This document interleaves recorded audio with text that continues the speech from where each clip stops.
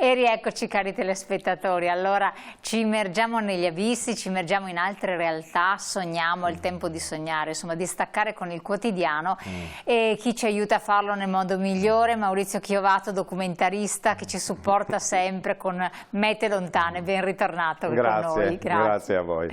Allora, questa volta la destinazione è Socorro e adesso spiegheremo bene ai nostri telespettatori dove si trova. Adesso abbiamo visto anche delle immagini emblematiche, bellissime. Intanto, premessa, è l'ultimo viaggio compiuto prima delle chiusure del Covid, quindi con un po' montata, ha fatto un montaggio con la lacrimuccia agli occhi. Sì, proprio difatti è un viaggio bellissimo da fare, riservato esclusivamente solo che è subacqueo. Direi che uno che non è subacqueo non può fare un viaggio del genere perché è pesante, e anche subacquei con una certa esperienza, perché assolutamente bisogna avere esperienza di correnti, bisogna avere esperienza che ci si può perdere, bisogna sapere andare anche nel blu, perché dove ad esempio abbiamo fatto l'incontro con i delfini e c'erano fondali da 200-300 metri, voglio dire, quindi non andavamo a 200-300 metri, eravamo sempre in quota, ma voglio dire, se capita il malore ci si perde, insomma. Ecco. Quindi era il primo suggerimento, innanzitutto ci troviamo vicino al Messico sostanzialmente. Al Messico, esattamente, siamo a 500 km dalla costa del Messico, siamo nell'Oceano Pacifico. Eccolo qua. I navigatori olandesi, spagnoli e via di seguito l'hanno chiamato il Grande Oceano, detto il Pacifico, perché l'hanno trovato più calmo dell'Atlantico. In realtà anche questo è tanto Pacifico non era. Qui abbiamo 4 mete che i subacquei veramente devono farne. Io sono riuscito a farne 3, vedremo se riuscirò a fare la quarta: le Galapagos, l'isola de Coco, poi c'è Malpelo e Socorro, che sono tutti praticamente questi spuntoni di roccia che creano queste isole. Qui c'è l'arcipelago di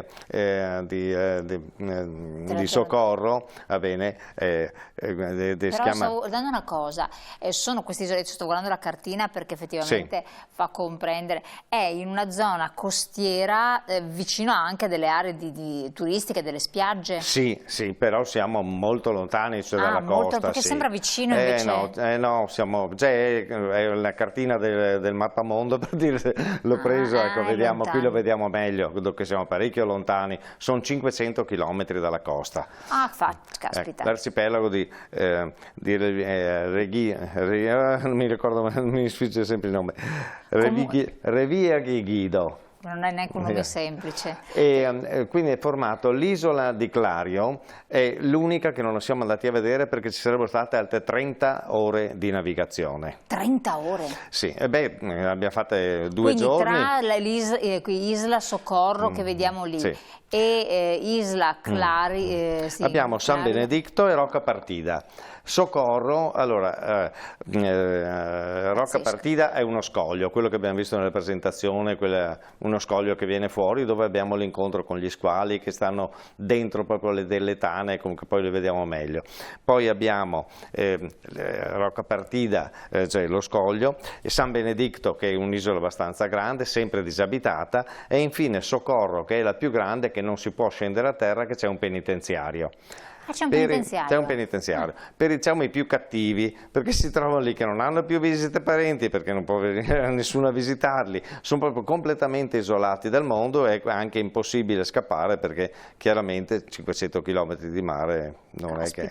E appartiene quindi un penitenziario del Messico, quindi non ci vanno neanche tanto per i sottili. Insomma, esatto, no, lì proprio non ci vanno per i sottili assolutamente. Ecco, quindi per raggiungerlo raccontiamo un attimo, anno cos'è stato il 2019? Il 2019, esattamente, e abbiamo fatto praticamente il volo da Venezia a Madrid, Città del Messico, e da Città del Messico siamo andati alla Passa. Questo è stato il giro. Quindi quanto, 2 giorni? No, 2 giorni no, un giorno pieno, ma è stato molto più pesante il ritorno, perché al ritorno abbiamo avuto 10 ore di attesa della coincidenza a Città del Messico per andare a Madrid. E d'altronde i voli interni non è che ce ne fossero proprio molti, anche se devo dire Capo San Luca è una località bellissima da vedere, proprio direi 10 volte Rimini, per dare un'idea di quello che può essere sia sia le spiagge che i negozi, la vita notturna e tutto, però lo stesso non è che ci siano tanti voli.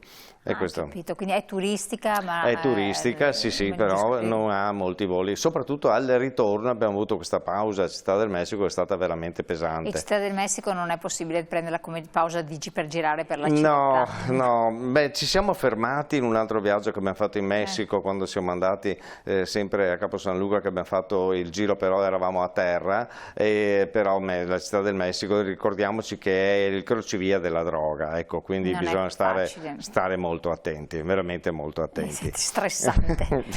Allora, avete scelto il periodo, quale stagione siete partiti? Il periodo noi siamo andati via in marzo anche perché quello che ci avevano detto che era il mare abbastanza propizio, un po' calmo, eccetera. Invece, perché questo è un viaggio che voi fate, al di là degli spostamenti per raggiungere, è sostanzialmente crociera. Sì, è crociera, solo barca, cioè non siamo mai scesi a terra. Addirittura? Quanti giorni siete rimasti? E abbiamo fatto 9 giorni. 9 giorni, perché consideriamo che abbiamo fatto 2 giorni all'andata e 2 giorni al ritorno, a parte che fai delle mete, perché prima vedi Rocca Partida, poi San Benedicto, quindi fai delle mete, però in totale per andare alla meta più lontana, che è Socorro, sono 48 ore insomma di navigazione. E dopo si resta imbarcati per tutti questi cioè, noi ci siamo imbarcati a Capo San Luca, prima siamo andati a vedere le balene, che le vedremo all'inizio, lì le abbiamo viste proprio molto bene, perché c'è la baia, che è la baia della Magdalena, che si fermano da gennaio fino a giugno e stanno lì. È un basso fondale, perché siamo sui 15 metri, 20 metri, per cui non è, cioè per le balene è un basso fondale perché sono lunghe, tanto sì, sono lunghe 15 metri, vuol dire sono abbastanza grandine, e sono lì proprio per partorire. E nascono i piccoli, si ritrovano qui e sono fermi questi 4-5 mesi.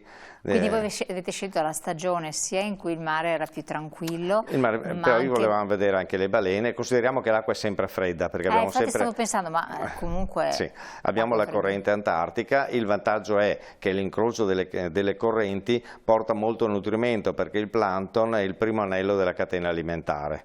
Ecco che quando arriva il plancton arriva dal pescetto piccolo al pescetto grande e tutto il resto. Che temperatura stiamo parlando dell'acqua? Siamo sui 20 gradi dell'acqua, però 20 gradi chiaramente abbiamo la muta, per praticità usavamo una muta da 5 mm, c'è chi andava con la stagna, però andare a fare un viaggio del genere quando si bisogna mettere queste mute qua è abbastanza pesante, ecco, quello sì. Io preferisco un mare tropicale, una mutina da 3 mm, si mette in un attimo e non si sente neanche di averla addosso e si va benissimo. Quando invece si fanno su acqua fredda bisogna proteggersi adeguatamente, quindi avevo il 5 mm più una canottierina sotto, sempre in neoprene, per proteggere il corpo dal freddo. Perché poi le immersioni quanto duravano? Quasi un'ora. Quasi un'ora. Ci si raffredda tanto. Dai 40 minuti all'ora, ecco, era quello, in conformità al consumo o alla profondità, se si andava più profondi che allora si consumava di più, quindi bisognava sempre, comunque c'era sempre, eravamo assistiti per quello, seguiti molto bene, brave le guide, è quello che io raccomando, di non fidarsi completamente delle guide. Noi abbiamo avuto in quasi tutti i viaggi che ho fatto delle persone veramente valide che ci assistevano in alcuni posti che proprio invece erano una roba allucinante. Infatti. Dove si rischiava l'incidente in una maniera, perché proprio erano improvvisati, comunque, per cui quando si va in questi posti... Proprio, tante volte penso a questi viaggi di cui ne abbiamo parlato nei diversi appuntamenti di approfondimento, che ti affidi necessariamente a qualcuno, però affidi la tua vita praticamente, quindi non è una cosa così facile, così scontata, e non ci sono raccomandazioni o consigli, sconsigli, cioè, ma io posso dire una cosa: quando si trova una guida, un accompagnatore che parla, io diffido subito, perché preferisco quello che parla meno, che allora mi fa i fatti. Ecco, uno che parla così, che ti racconta le avventure che ha avuto, questo e l'altro, cioè certe volte ho visto che veramente c'è la differenza e la capacità è ben diversa.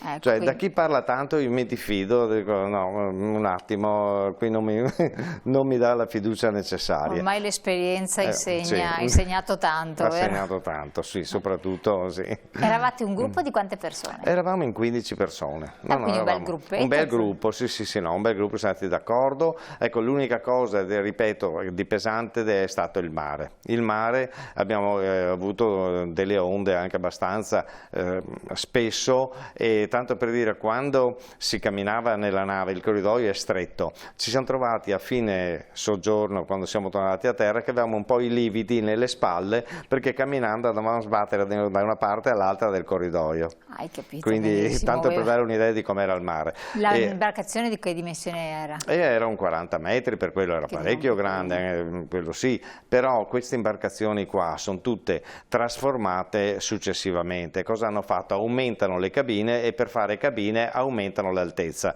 Pertanto, aumentando l'altezza si alza il baricentro della barca, per cui la barca diventa più instabile. Ecco che allora si patisce di più, anche se non c'è un mare grossissimo. Comunque abbiamo avuto il mare grosso lo stesso. Sì. Ad ogni buon conto. Sì, ad ogni buon conto c'era il mare.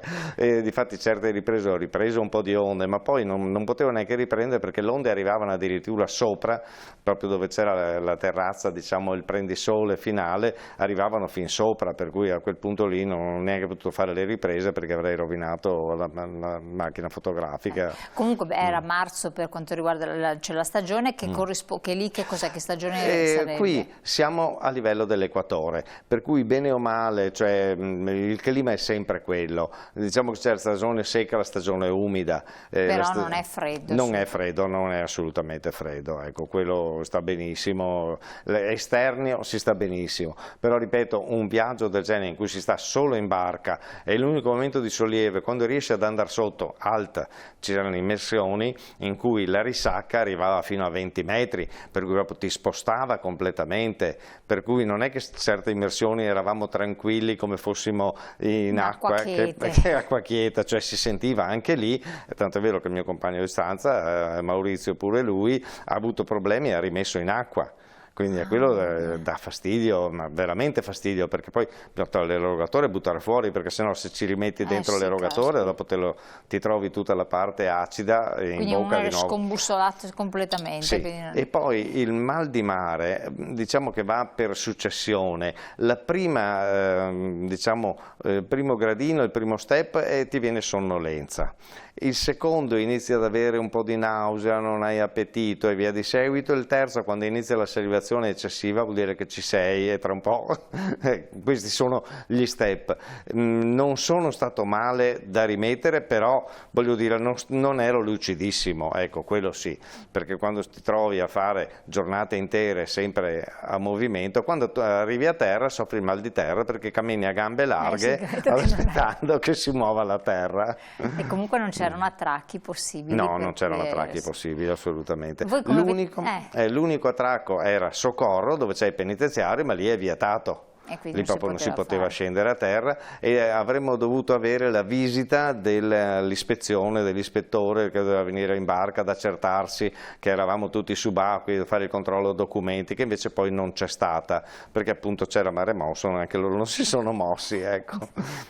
Era la prima volta che andavate a Socorro? Sì, e Socorro è, ripeto, un viaggio da fare, però oltre al mare, sperando di trovarlo calmo, se lo si trova mosso è già pesantino, è anche un impegno economico, perché abbiamo le mete più importanti per la subacquea, le Galapagos, Malpelo, l'isola de Coco e Socorro, e sono tutti viaggi con crociere molto lunghe e costi di navigazione, pertanto si ripercuotono sulla quota che uno deve pagare. Oltre il volo, diciamo che è la crociera la più impegnativa come costo. Quindi figurarsi adesso che cosa, non osiamo pensare, noi non vi siete fatti rifare un preventivo per capire quanto fortunati siete stati ad andare Esatto, prima adesso vedremo, ma ho paura che ci sia veramente uno slittamento dei prezzi astronomico, veramente speriamo bene. Comunque io adesso spero in novembre di fare il viaggio che poi è saltato perché no, ancora quello nel 2020 già pagato tutto e speriamo di riuscire. Che sarebbe dove? E lì andiamo a Komodo in Indonesia. Sì, Indonesia adorata da Maurizio Chiovato perché piace tantissimo, però Komodo comunque è sempre un'altra che sarebbe la terza volta, ecco, questa qui che vado a Komodo, che è bellissimo, poi veramente c'è un diving a terra, perché qui ci serve una maggioranza di non subacquei, perché viene via anche mia moglie, viene via mio cognato, cioè c'è una maggioranza di non subacquei, per cui c'è solo una piccola parte dedicata alle immersioni, siamo in 3 subacquei e ci siamo presi ritagliati 4-5 giorni così per fare le immersioni, ma facciamo un viaggio diciamo turistico, pienamente turistico. Ecco. Allora insomma allora facciamo il tifo per questo viaggio turistico, più tranquillo, meno pericoloso. Allora Maurizio Chiovato, andiamo in pubblicità rapidissimi perché poi arrivano finalmente le immagini che potremo di quanto per annunciato vedere come si è concretizzata quest'altra avventura tra poco.